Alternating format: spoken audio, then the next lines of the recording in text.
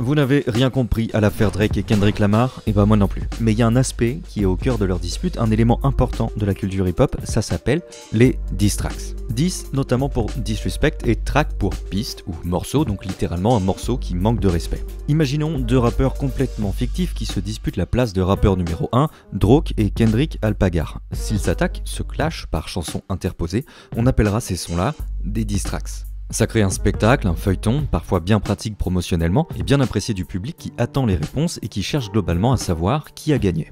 Le terme diss track, il apparaît vers les années 80 et il prend racine dans la culture hip-hop. Mais on retrouve tout plein d'exemples de musique qui servaient à clasher quelqu'un plutôt que ça, jusque dans les années 60 et pas que dans le rap. On peut noter par exemple la chanson How Do You Sleep que John Lennon a écrite à l'encontre de Paul McCartney après la séparation du groupe les Beatles.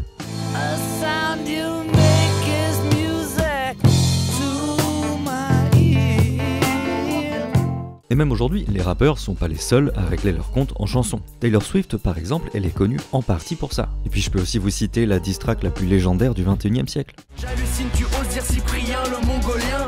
Ok très bien, rappelle-moi ton prénom. Sébastien. Dans tous ces morceaux, les attaques sont plus ou moins violentes, vulgaires et subtiles, et les cibles ne sont pas toujours explicitement nommées, même s'il y a de très gros indices. Et parfois, elles peuvent aller jusqu'à comporter des accusations graves, voire des propos diffamants. Prenons le cas de la dispute entre Drake et Kendrick Lamar. Ils s'affrontent depuis le mois d'octobre, mais les choses se sont accélérées récemment avec la sortie de 5 diss tracks. Dans l'une d'elles, Kendrick Lamar accuse son adversaire de pédophilie. Say Drake, I hear you like I'm young. You better not ever go to cell block 1. To any bitch that talk to him and they in love, just make sure you hide your little sister from him. Le rappeur canadien, de son côté, contre-attaque en mentionnant des infidélités, voire des violences conjugales.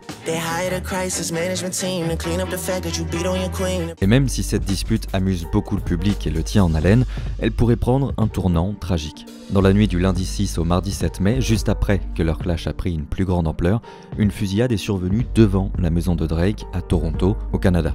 Un agent de sécurité s'est fait tirer dessus et il est toujours dans un état critique à l'hôpital.